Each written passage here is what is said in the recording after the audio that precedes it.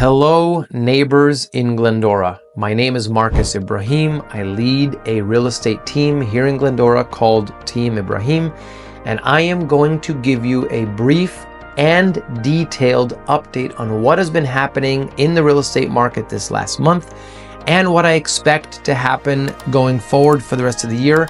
And I'm going to give you a few buyer scenarios so that you can figure out what you might be able to afford if you were trying to buy a home in today's market. And I'm going to give you a few tips if you own a home and you're thinking of selling on how to get the maximum value of your home when you sell. Please stay tuned for the next few minutes and I'm going to outline all of that for you. Let's jump right into the numbers here. This month, new listings in Glendora are down 32% from last year, which is a drastic difference from the general greater Los Angeles market as a whole. All the data in the MLS, in our California regional MLS, says that new listings are up 11% from last year. So Glendora, listings down 32%. Market as a whole, listings up 11%. We're going to find out how that affects you in a minute. Active listings, similar story. The greater Los Angeles market, active listings, meaning listings that are still on the market, are climbing 33% over last year. Glendora active listings on the market have been declining by 14% compared to last year. That is good news if you own a home, and a little bit tricky if you're trying to buy a home, but I'm going to give you all a few tips and tricks in a minute, so hang tight. Days on market is one of my favorite graphs because it shows you graphically the demand that's out there in the market. If you have high days on market, that means your property is sitting for a long time.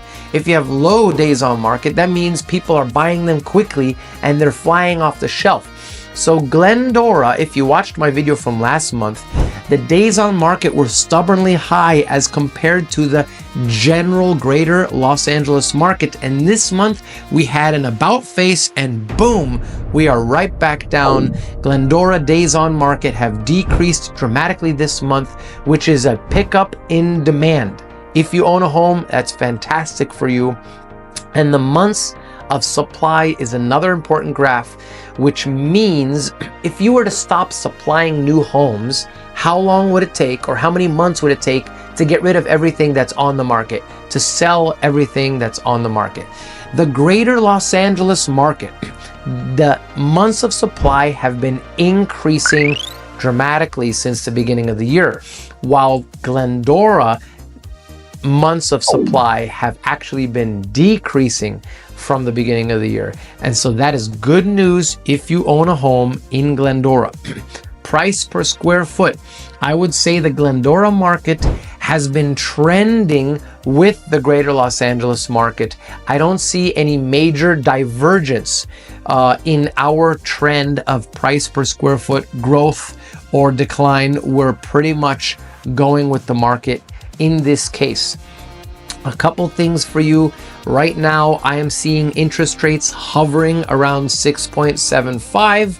That is the general consensus out there. Of course, every lender might have a few tweaks here and there. And in fact, I do know a lender that can give a really good deal on a 10-year ARM if you're open to that product. So please feel free to reach out if you'd like me to connect you with them to get an idea of what you might be able to get with them. And if you're trying to buy a home in today's market, sellers, stay tuned, I'm coming back to you.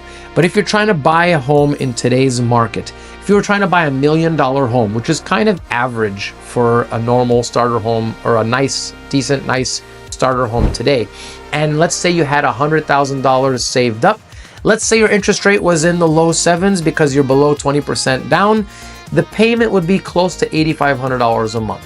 Now, if you had saved up $200,000, which would be 20% equity when you make that down payment, your interest rate would probably be more attractive, closer to $675, as I mentioned earlier, and your payment would drop dramatically to $7,600 a month. A good way to save $900 a month, in my opinion. Now, let's say you're looking for a slightly nicer home, or you want to upgrade or something of that nature, and you're looking for a $1.5 million home.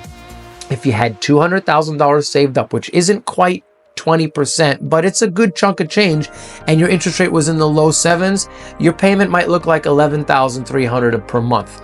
And if you were trying to buy a $1.5 million house and you had saved up a full 20%, which would be $300,000 in this case, and you got the nice 6.75, or maybe even better, if you called me for that 10-year ARM situation I mentioned to you, which is under 6% right now, then your payment would drop to $10,200-ish. So that's if you're trying to buy a home in today's market.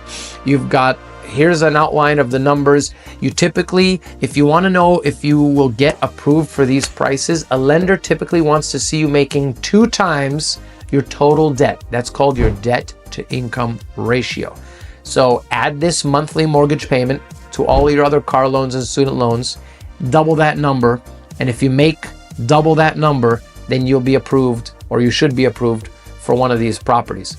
And one more thing is that if you make less than $295,000 per year and you're looking for a decent property, we do have a $20,000 grant with no PMI if you have less than 20%. So reach out to me about that if you'd like to know more details. Now, if you are selling in today's market, that $20,000 grant was a make or break on our last listing. We got multiple offers that wanted that grant, and that, you can imagine, pushed the price up. So you need to send me your address and I will check if your property qualifies for the $20,000 grant. It's not just a first-time homebuyer program. It's not only for starter properties, it's for any property, as long as it meets certain criteria and as long as the buyer makes less than $295,000 per year. Now, about the market for my neighbors here in Glendora who might be thinking about selling. We just took a listing recently and the buyers asked us, what should we do to get the most amount of money and to sell the home the fastest?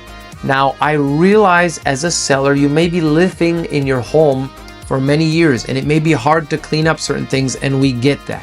However, there are a few things here and there that you can really do to improve the first impression of a buyer and also the lasting impression of the buyer, which can help you get significantly more money, as our sellers just did on the most recent listing.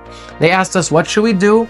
And we said, clean this, remove this, paint this, fix this, get a handyman for this, call a contractor for that. And the buyers did A, B, C, D, E, F, and G. And it paid off in spades. I think they spent $5,000 and they got an extra $50,000 in the offer. That's a 10x return. If I told you could spend a little bit of effort to get 10 times the return, would that be appealing to you? So I don't want you to go do a bunch of needless work. I want you to call me and give me an opportunity to take a look at your property, and I will tell you my opinion on what might have the greatest bang for your buck, what might have the greatest return, so that you're not spinning your wheels or maybe overspending. Let's put our heads together and figure out what would be a good way to invest your time and money to increase the value of your property and speed up the sale of your property as well. So if this video is helpful for you, I hope you've already liked it and you've already subscribed so that you'll be updated when I send the next video out, to keep you updated throughout the year. I appreciate you, and I hope you'll reach out with any questions about your specific scenario.